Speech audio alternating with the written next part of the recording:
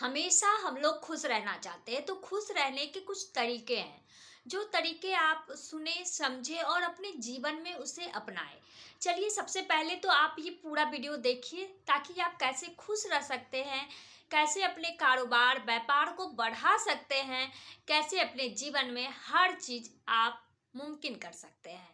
सबसे पहले तो आपका स्वागत करती हूँ मेरे इस चैनल में। आप सब खुश रहो, मस्त रहो, हमेशा मुस्कुराते रहो और कुछ टिप्स को अपनाकर अपने जीवन में बदलाव लाते रहो। अब बात आ रही है कि खुश रहने के 4 तरीके ऐसे हैं क्या? तो मैं इसे आपको कहानी के जरिए बताती हूँ, क्योंकि कहानी के जरिए बताने से क्या होता है, लोगों को कुछ बातें याद रहती है और लोग उसे कुछ करना भी चाहते हैं। तो बात है एक सेठ की, जो बहुत बहुत बहुत धनवान था और बहुत बहुत बहुत सुखी भी था और संतुष्ट भी था। अब मैं ये बहुत बहुत बहुत इसलिए बोल रही हूँ क्योंकि वो आपको कहानी के लास्ट में समझ में आएगा कि बहुत बहुत बहुत क्यों बोल रही हूँ। ठीक है। तो वो जो थे बहुत धनवान थे, बहुत संतुष्ट थे, बहुत सुखी थे और बहुत ज्यादा संतोष से रहते थे। उनको हर चारों तरफ से जितनी भी अच्छी अच्छी बातें होती है जो लोगों के जीवन में होनी चाहिए, वो सभी उन्हें मिलती थी। ख्याति मिलती थी, व्यापार उनका बढ़ता जा रहा था, पैसे की कोई कमी नहीं थी, शरीर भी स्वस्थ था, हर चीज से वो सुखी संपन्न थे। बस उसे उन्हें एक चिंता सताती थी कि उनका एक लड़का था जो बहुत भोला था, बहुत सीधा था। वो हर वक्त यही सोचते थे कि उनकी जिंदगी तो कट गई, लेकिन उस बच्चे का क्या होगा। जब वो उनका एक उम्र हो जाने के बाद, सभी लोगों का उम्र होता है तो अपने बच्चे को जवाबदेही देते हैं ना, तो जवाबदेही देने से पहले उन्होंने अपने बच्चों से कहा, मतलब वो अपने बेटे से कहे कि सुन ले, तुम तो बहुत भोले हो, लेकिन मैं तुझे 4 बातें बताता हूँ जिसे अपने जीवन में अपनाना और सुखी रहना। क्योंकि ये 4 बातें उन्हें उनके पिताजी ने बतलाई थी और वो 4 बातें करने से अपने जीवन में बदलाव भी लाया था। बच्चे को लगा कि हो सकता है मैं भूल जाऊं, क्योंकि बेचारा बहुत सीधा था, कोई दिक्कत वाली बात नहीं थी। उसने क्या किया, एक पेपर पेन निकाला और जो जो उसके पिताजी ने बतलाया वो सभी को वो क्या किया, पेपर पर लिख लिया। तो उसके पिताजी ने कहा कि पहला, छाव में काम पर जाना और छाव में काम पर से आना। और दूसरी बात उन्होंने बताया, अपने घर के चारों ओर चमड़े की बेड़, मतलब चमड़े की तुम दीवार बना के रखना। तीसरी बात, खाने को मीठा करके खाना। और चौथी बात, पत्नी को हमेशा बांध कर रखना। वो तो भोला भाला था ही, उसने उसका किस तरह से उपयोग किया और क्या उसका मीनिंग निकाला, ये आप कहानी के जरिए आप सुनो। कुछ लोग इसका मतलब समझ भी गए होंगे और कुछ लोग नहीं भी समझे होंगे। उसके बाद कुछ दिन के बाद उसकी उम्र हो चुकी थी सेठ की, वो गुजर गया। अब सारा कारोबार, सारा भार उसके सर पे आ गया। वो उसी तरह से करता, छाव में जाने का मतलब उसने निकाला, अपने घर से लेके दुकान तक, जो भी जहां भी व्यवसाय करता था वहां तक उसने एक छावनी लगा दी। आराम से आता जाता। बहुत लोग इसका विरोध भी किए, लेकिन कुछ भी नहीं कर पाए, क्योंकि उसके पास पैसा था, धन था और उससे कुछ बोल भी नहीं सकता था कोई। दूसरी बात, उसने ये रखा कि जैसे कि घर के चारों ओर चमड़े की दीवार बनवा दी। उससे बहुत तेज बदबू आ रही थी, लोग बोल रहे थे लेकिन वो किसी का नहीं सुनता, अपने मन की करता, क्योंकि उसके पिताजी ने उसे कह रखा था और उसके पास पैसे होने के कारण लोग उसे कुछ कह भी नहीं सके। चौथी बात, अपनी पत्नी से डेली वो मीठा खाने में कुछ ना कुछ मीठा बनवा के खाता था, हलवा हो, जलेबी हो, जितना मीठा हो सके वो जरूर खाता था। और जो आखिरी चौथी बातें थी, पत्नी को काम हो जाने के बाद उसे बांध देता था। आप लोग को भी हंसी आ रही होगी, मुझे भी सुन के बहुत हंसी आई, लेकिन बाद में समझ में आया कि मतलब क्या है। इस तरह से उसका क्या हुआ, करते करते वो आलसी की तरह जाता था, छांव में जाता था। जब तक आपको धूप नहीं लगेगी ना, आप पकोगे नहीं। बात तो बहुत है। हम लोगों के जमाने में बूढ़े बुजुर्ग कहते थे कि मैंने ऐसे ही नहीं अपने बाल सफेद किए हैं। बात वही होती है, धूप में बैठ के बाल सफेद कर लेना ये भी कोई सेंस नहीं है। लेकिन होता क्या है, लोग जो बोलते हैं उसका मतलब ये होता है कि उन्होंने बहुत अनुभव किया है, अपने जीवन में बहुत तरह की चीजें को देखा है, सीखा है, समझा है, तभी वो आगे बढ़े हैं। उसके इस व्यवहार से उसका व्यापार भी ठप हो गया। लोगों कोई काम देते, वो काम समय पर उसका पूरा नहीं करके देता, इससे क्या हो गया, उसका व्यापार पूरी तरह से ठप हो गया। चमड़े की बेल लगाने की वजह से उसके जितने भी दोस्त रिश्तेदार उसके घर आना बंद कर दिए, क्योंकि बदबू आती थी। कोई भी कहीं भी अच्छे माहौल में जाना पसंद करेगा ना, गंदी जगहों पर कोई भी जाना पसंद नहीं करता। लोग उनके यहाँ आना बंद कर दिया। मीठे खाने की वजह से उसे बहुत अच्छा खासा मोटापा हो गया, बीमारी भी बहुत तरह की उसके शरीर में अपना डेरा जमा लिया था। और पत्नी को बांध कर रखने की वजह से उनकी पत्नी भी उसे छोड़कर मायके चली गई। इस तरह से बेचारे की दिन दिन दुनिया ही खत्म हो गई।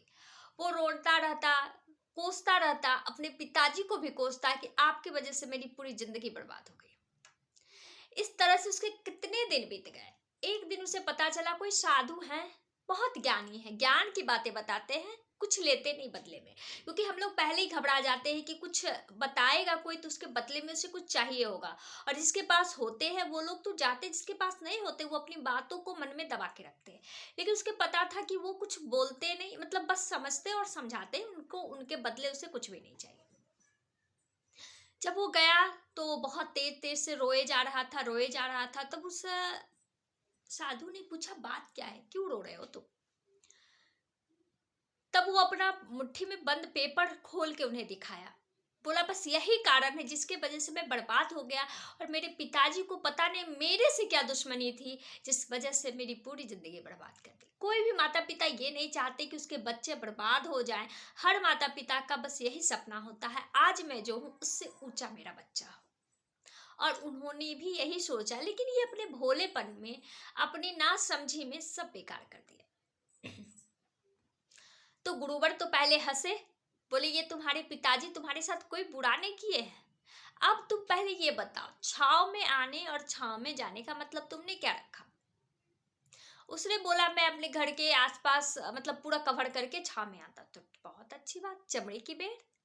जो जो उसने किया, एक एक बारी बारी से उन्होंने सारा उसकी बातें को सुने, समझे। उसके बाद उन्होंने बताया कि देखो, तेरी गलती है, तेरे पिताजी ने तो तेरे लिए बहुत अच्छा कुछ सोच के गए थे, पर तुमने क्या किया, ना समझी के वजह से सब खत्म कर दिया।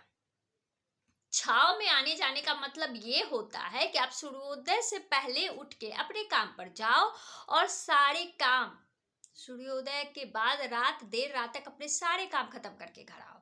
ये नहीं कि 12-1 बजे तक कर रहे हैं, क्योंकि सोने का भी टाइम चाहिए ना। तो इस तरह से आप काम को करेंगे, अपने काम को ज्यादा समय देंगे तो अपने काम को समझेंगे भी। और किसी जो भी आपको जिस काम, आप जो भी काम कर रहे हैं, कोई आपको टारगेट दिया कि मुझे ये चीज चाहिए, तो आप उसे समय पर दे पाएंगे। तो उसे समझ में आया मैंने कितनी बड़ी गलती की। तब फिर उसने बोला कि ये चमड़े की बेड़, इसका तो कोई मतलब हो ही नहीं सकता, मैंने तो चमड़े की दीवार बना रखी है। बोला, नहीं, इसका भी मतलब है, घर में कुत्ते बिल्ली को पालो। कुत्ता बहुत वफादार होता है। जब आप कुत्ते बिल्ली को पालोगे तो क्या होगा, वो आपके घर की रक्षा करता रहेगा और आप निश्चिंत होकर अपने काम पर ध्यान दे पाओगे। इसकी तो आंखें खुली की खुली रह गई। अब आई तीसरी बात, खाने को मीठा करके खाना। अब आप लोग बहुत कुछ समझ रहे होंगे, ऐसा बात नहीं है कि आप नहीं समझ रहे हो। लेकिन खाने को मीठा करके करने की बात क्या है पता है आपको? जब हमें तेज भूख लगती है ना, तो वही रूखा सूखा कितना अच्छा लगता है। या आपको तेज प्यास लगा रहता है तो पानी कितना मीठा लगता है। कहने का सेंस यही था, जब भूख लगे तभी खाओ, बेवजह नहीं खाना चाहिए। इससे आपका मोटापा बढ़ेगा और आपका शरीर भी खराब हो जाएगा। और आप जो भी खाओ, सुपाच्य खाओ, पौष्टिक खाओ। अब इसने बोला कि चलिए, सब बातें तो मैं आपका मान गया, पर चौथी बात जो है, पत्नी को बांध के रखना, तो मैंने तो पाका ही बांध के रखा था, फिर वो क्यों भाग गई? तो उन्होंने कहा, बांध के रखने का सेंस ये नहीं होता है कि आप किसी को भी बांध के रखो, रस्सी से बांध के रखो, बिल्कुल नहीं। बांध के रखना होता है कि अपने में, अपनी अपने मतलब कि अब शरीर में तो नहीं बांधना है ना, अपने मन से बांध के रखना है, अपने दिल से बांध के रखना है। आप अपनी पत्नी की बातों को समझे, ना समझी हो तो उसे समझाएं, मारे पीटे नहीं। आजकल तो क्या करते हैं, मर्द लोग करने लगते हैं पिटा पिटी। लेकिन आज अब तो समय बदल भी गया है, महिला भी हाथ उठाना शुरू कर दी। तो ये सभी बहुत गलत बात है। महिला पुरुष जो भी करते हैं, ये पति पत्नी के बीच का ये मारपीट या नोक झोंक, ये सब अच्छी बातें नहीं है। आप एक दूसरे को समझे। और हम लोग जानते ही हैं, औरत घर को बनाती भी है और औरत घर को बिगाड़ती भी है। एक औरत को अगर हर चीज प्यार से समझाया जाए, प्यार से बतलाया जाए तो आपकी एक दोस्त भी बनती है। तो बांधने का मतलब यही था कि अपनी पत्नी को समझे, समझाए और अपने जीवन को आगे सुचारू रूप से लेके चले। एक महिला के पास अगर सारे जमा पूंजी भी रहता है ना, अगर पति उसका अच्छा रहता है, वो सब निछावर कर देती है। तो उनके कहने का मतलब यही था। और साधु ने कहा अगर तुम अभी भी कुछ नहीं बिगड़ा है, जीवन में कभी भी कहीं भी द एंड नहीं होता है। हम लोग शुरू भी कर सकते हैं और खत्म भी कर सकते हैं। तुम फिर से शुरू करो, अपनी पत्नी को मनाओ, घर लेके आओ और जो जो तुम्हारे पिताजी ने कहा है और मैंने तुम्हें सही सही मतलब बताए वो सभी फॉलो करो और जीवन में बदलाव लाओ। उसने ये सभी चीज़ों को अच्छे तरीके से फॉलो किया, सब अच्छे तरीके से चला। सुबह में काम पर भी जाता था, देर तक काम करता था और अपने घर के आसपास मतलब अपने घर के अंदर कुत्ते बिल्ली भी पाल रखे थे। मतलब सारी चीज़ों को करने के बाद आज वो मतलब मैंने उसे देखा नहीं, आप ये सेंस मत लगा लो, लेकिन हाँ वो अपने पिताजी से भी अच्छे मुकाम पर पहुंच सका। और आप लोग बताओ कि आप लोग की क्या राय है इस स्टोरी के विषय में? क्या मैं सही कह रही हूँ या बस ऐसे ही है? ये चार बातें तो बहुत काम की चीज है, ये तो आप मानते हो ना। चलो आप लोग जो भी मानते हो, जिसे ये अच्छी लगी होगी, जिन्हें लगा होगा कि जीवन में कुछ नया हो सकता है, वो प्लीज लाइक करें, सब्सक्राइब करें, इस चैनल को भर भर के सपोर्ट करें और प्यार दें। Thank you.